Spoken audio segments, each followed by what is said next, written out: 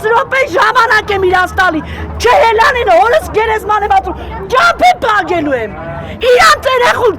իմ երեխու կյանքն իմ համար ավելի թանկ է։ Իրանց երեխան երեխա, իմ երեխան երեխա, չի։ Նախընտրական շքեղ խոստումներից հետո մի քանի տարի է փակ դռների են հանդիպում Վարդաշենի 4-րդ կարգի վթարային շենքի բնակիչները։ Ընտրություններից հետո Ավինյանն անհասանելի է իրենց համար։ Հիշում են 23 թվականի օգոստոսի 18-ը, երբ Ավինյանը խոստացավ. ասեք, կանենք։ Հրգեք մեր կյանքում։ Ամեն հարցել ես կյանքում լուծվող է, չլուծվող բան չկա։ Հույս ունեմ, որ պետք է լուծես։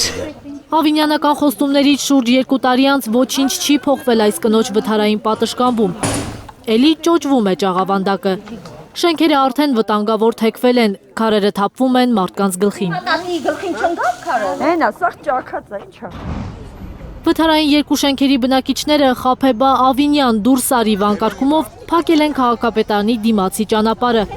Ոստիկանների ու ցուցարարների քաշքշուկ է սկսվել։ 18 թվականին Փաշինյանը մեզ պարտադրում էր, որ մեր փողոցը փակեն,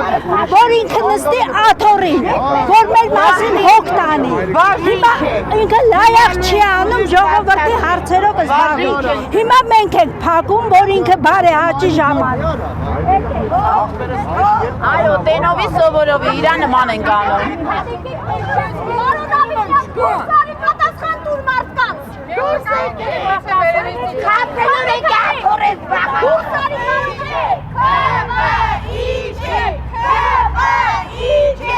Նստել եք 6 տարի, 6 տարվա մեջ երկու շենք չկարացեք ապահովեիք։ Հա? Սա խուժանություն է արդեն։ Դուք ուզում եք լավ ապրեք, մենք էլ ենք ուզում լավ ապրենք։ Ու խաբելով չէ, օրական մեկին ուղարկում ես գնա նկարի, գնա խոսա, գնա խաբի։ Ճանապարհը փակելուց հետո քաղաքապետարանից համաձայնել են 4 հոգու ընդունել։ Անշարժ գույքի կառավարման վարչության պետ Վահան Խաչատրյանը վթարային շենքերի բնակիչներին հորդորել է էլի սպասել, բայց թե որքան, պարզ չէ։ Բայց վարդաշենցիները այլևս չեն պատրաստվում սպասել։ Պիտի համբերենք, մենք էլ ես ասեցի չենք համբերում, մենք հիմա գնում ենք կառավարություն, մենք նորից մեր ձայնը բարձրացնում ենք այնտեղ, ժողովուրդ գնում ենք կառավարություն։